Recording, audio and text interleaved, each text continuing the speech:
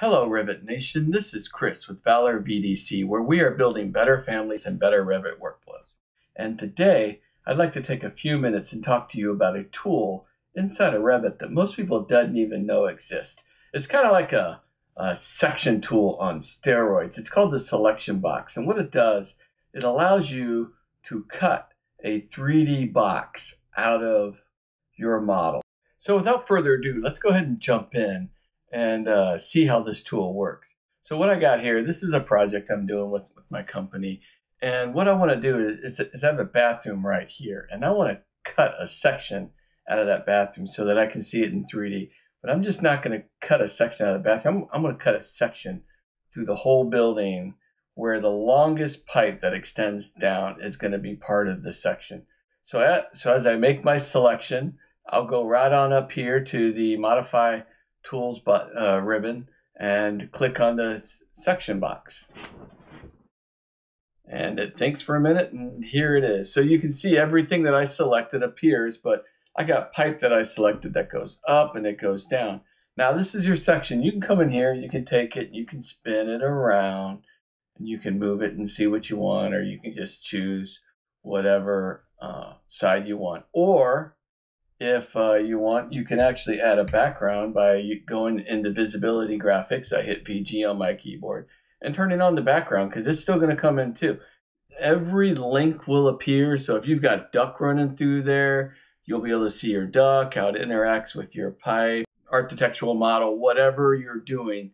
But you're able to cut this section. And the beauty of it is it's just not what you did. So you didn't get enough. So you want to see how stuff moves over here. So you can just take it and you can expand it up and down. It's a lot of geometry, it's got to move. Or you can click in here and you can find the top arrows here and you can take it all the way down to the 5th floor, because I was on the 4th floor, right? And then you can take the other box here, and you can grab this and you can go all the way up to the bottom of the 4th floor.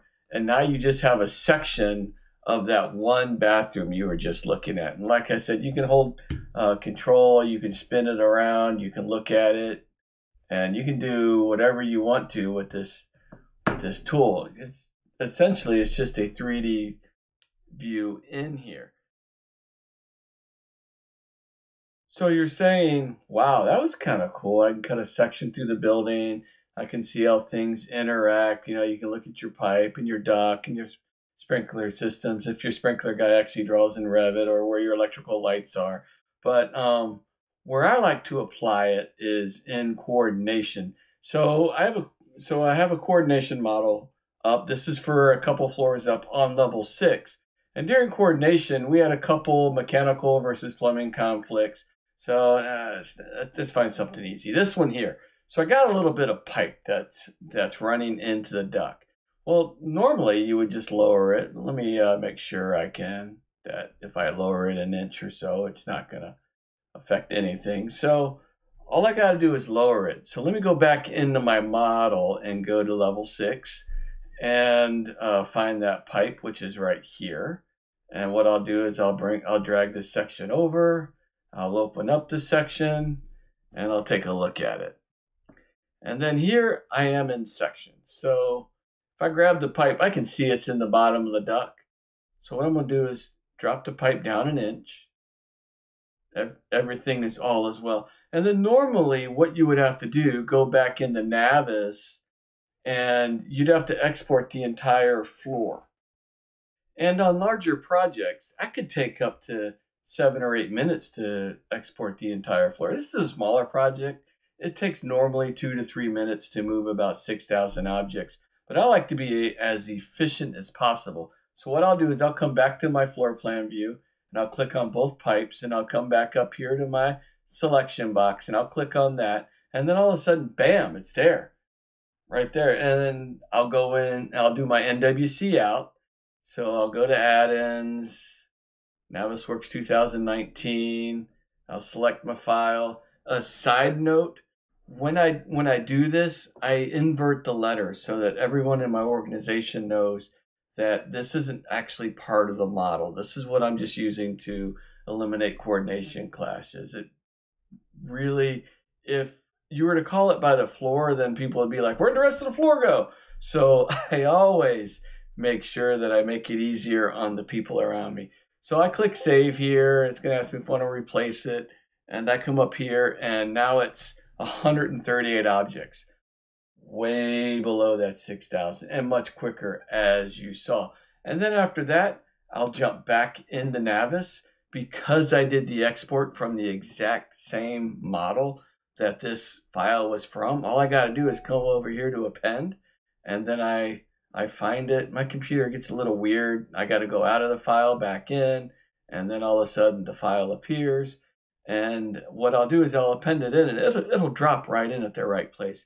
You see it drop. You can see it's below the duct now. If I want, I can come in here and I can actually hide this original one so that I can make sure that I'm completely out of the duct and not touching anything else. And one side note is that wherever that selection box is, that's all it's going to export. It's not going to export nothing beyond it or whatever else. If you want to grab a bit more to see how it interacts with other objects, just stretch it out. You can make it do anything you want it to do except for, curves and make weird formations with it. It's just a cube. That's all Autodesk allows us to do yet, and they haven't done any updates that I know of to change that.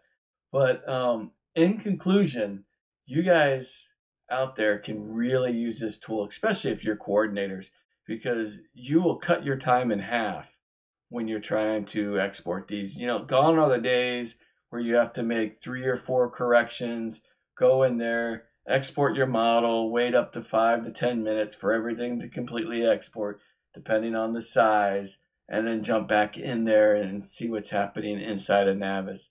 Nah, use your tools, use them wisely, and you guys will just become masters of Revit. Thank you. And please don't forget to visit us at ValorVDC.com. We're a new company. We're just getting our feet wet in the water right now.